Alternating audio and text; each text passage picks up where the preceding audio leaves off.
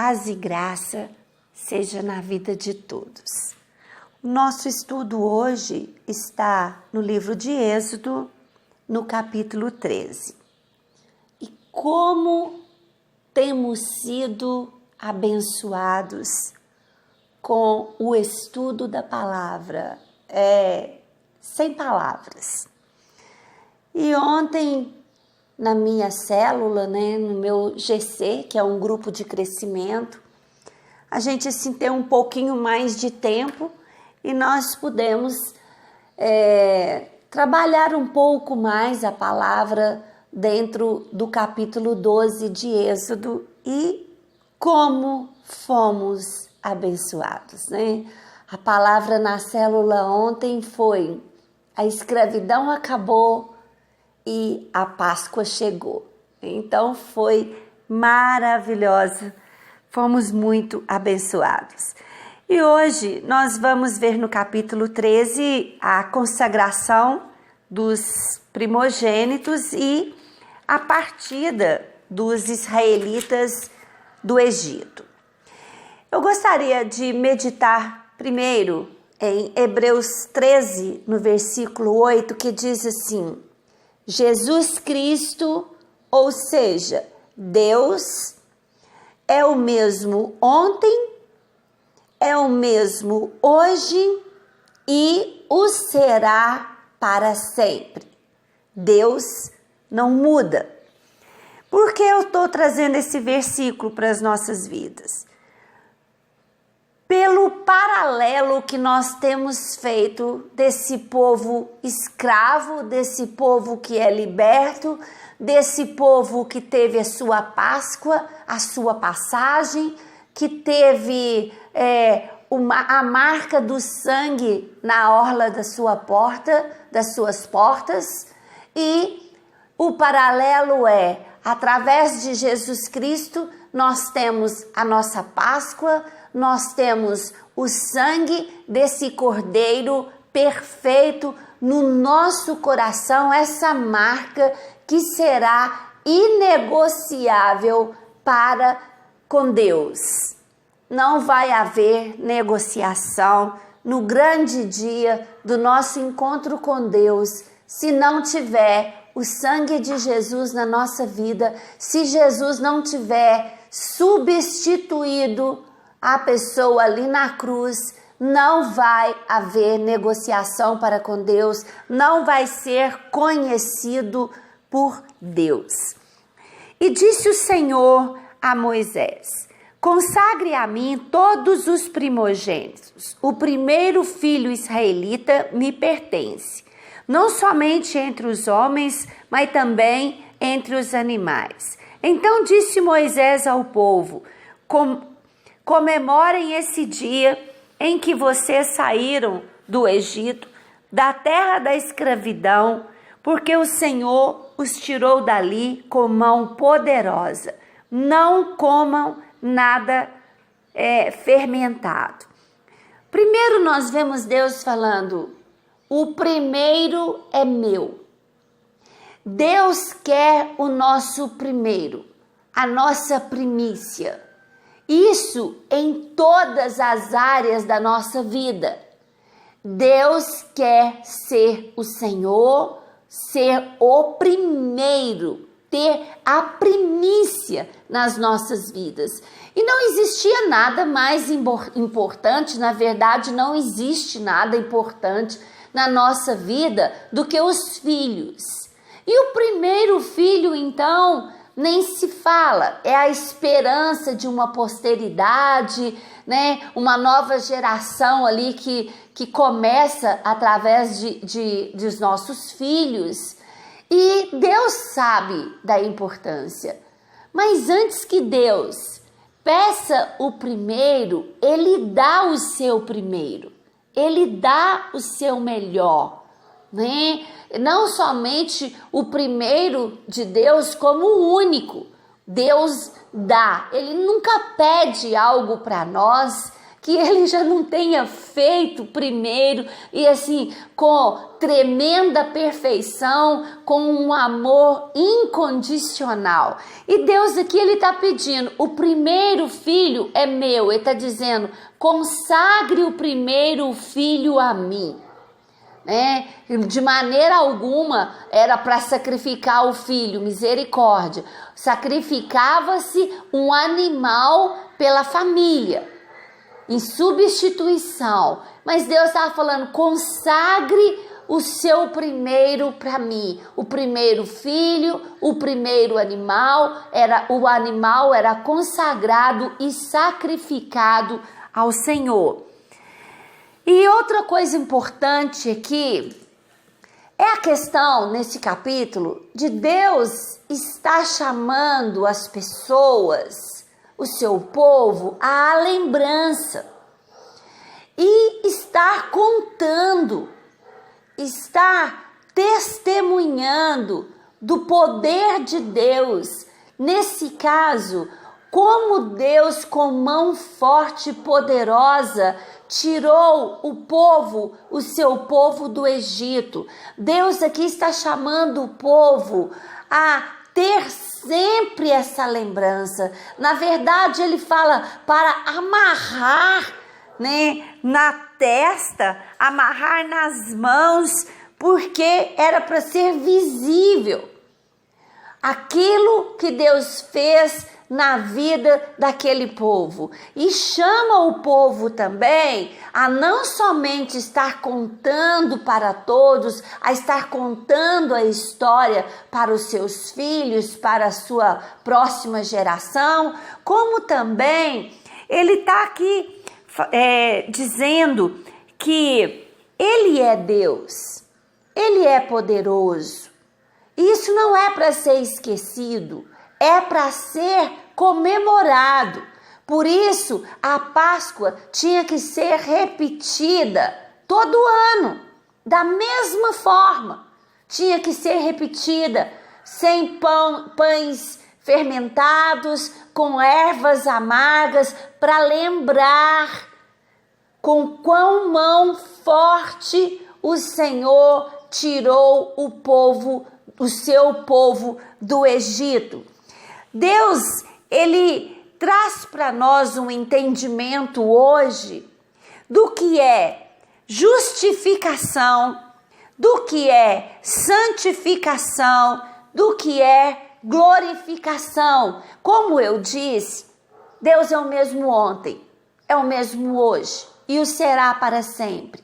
Esse mesmo conceito e necessidade que nós temos hoje de ser justificados através do sacrifício de Jesus que nos liberta da escravidão do pecado, nós somos justificados. Nós somos santificados. Deus nos manda tirar o fermento, o pecado do nosso meio e nos santifica e nos manda viver uma vida sem fermento, uma vida sem hipocrisia, uma vida liberta do pecado. Isso é a santificação.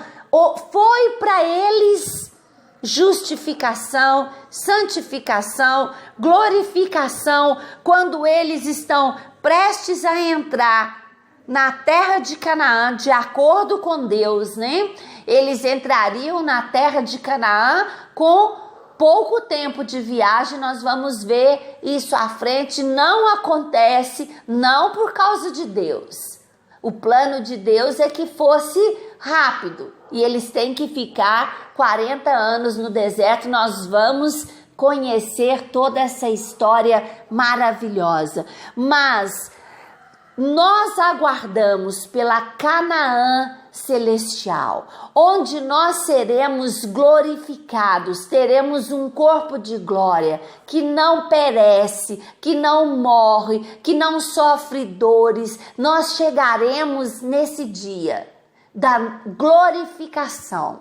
Então, tudo isso que era no passado para os hebreus saindo do Egito é para nós hoje em Jesus Cristo. Muito interessante isso. E a partir aqui do verso 17, quando o faraó deixou sair o povo, Deus não o guiou pela rota da terra dos filisteus, embora esse fosse o caminho mais curto, pois disse: se eles se defrontarem com a guerra, talvez se arrependam e voltem para o Egito. Assim Deus fez o povo dar volta pelo deserto, seguindo o caminho que leva ao Mar Vermelho. Os israelitas saíram do Egito preparados para lutar. Então, interessante isso. Quando eles saem do Egito, havia uma rota mais fácil. Uma rota que não precisaria daquele desafio de frente para o mar, onde Deus precisou intervir e abrir o Mar Vermelho para eles passarem e com o pé a seco. Deus providenciou uma rota mais longa e isso tinha explicação, porque se eles passassem pelos povos filisteus, eles já iam de cara enfrentar a guerra. E eles estavam com as crianças, com mulheres, com idosos, com animais e poderiam se assustar, se acovardar e voltar para o Egito. E eles não estavam mais treinados na guerra. Eles ainda iam ter que passar por esse treinamento para enfrentar uma guerra. Então, nem sempre o caminho longo que Deus nos prepara, um caminho longo, difícil, demorado, significa que é o pior. Significa que Deus pode estar nos dando livramento, significa que Deus pode estar nos treinando para a grande vitória que Ele tem para as nossas vidas. Moisés também leva os ossos de José, porque José, antes de morrer, havia pedido: levem os meus ossos daqui. A ida de José ali num caixão com os ossos, mas querendo dizer: esta não é a minha terra, não é a terra dos meus herdeiros, daqueles que descendem de mim. José estava querendo dizer isso quando disse: leve os meus ossos daqui. Leve a minha geração daqui, os meus filhos, os meus irmãos, a nação de Israel seja levada daqui, como os meus ossos estão sendo levados para a terra que foi prometida aos pais de José.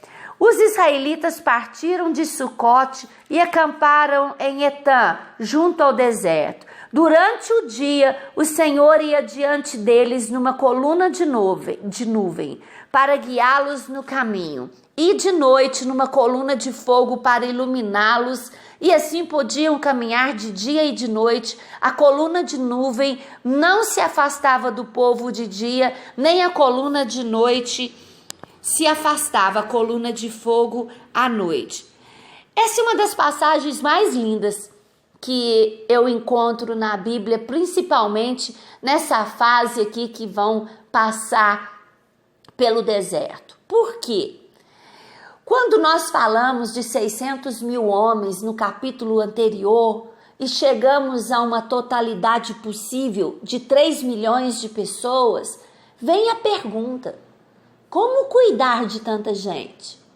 Como se comunicar com tanta gente? E Deus, na sua infinita sabedoria, Ele providencia uma coluna de fogo para a noite, e tem mais objetivos essa coluna, nós vamos ver à frente. Ela iluminava para o povo durante a noite. A coluna, ela ia do chão a uma longa distância para o alto. Então era vista aquela coluna de fogo a grande distância.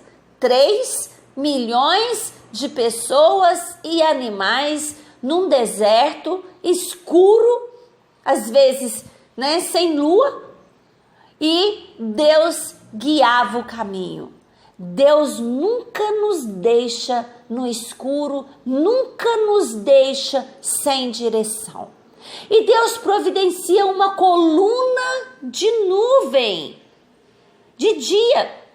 E essa coluna de nuvem era vista de longe. E também vamos ver outros objetivos, tanto para a coluna de nuvem quanto para a coluna de fogo, nós vamos ver mais à frente. Mas é tremendo os cuidados de Deus, a preocupação de Deus em cuidar do seu povo, em abraçar o seu povo, como a própria palavra de Deus diz ali, como os pintinhos debaixo das asas, né, de uma galinha, fica tudo ali protegido, tudo ali bem seguro. Deus providencia tudo o que o seu povo precisa, e Ele fala comigo e com você hoje. Ele continua o mesmo. Ele continua providenciando uma coluna de fogo que precisa iluminar o nosso caminho, uma coluna de nuvem que vai nos guiar e que também vai trazer frescor para o sol do meio-dia, o sol do deserto, dos momentos difíceis na nossa vida.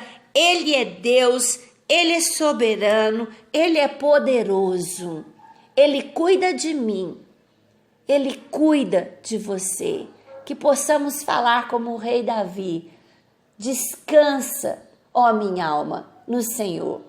Né? Que fique essa palavra, a palavra do Senhor, para a sua meditação nesta manhã, nesse dia, né? Não sei que horário você vai estar ouvindo essa palavra, mas que Deus traga essa força, esse consolo, essa esperança para a sua vida, em nome de Jesus.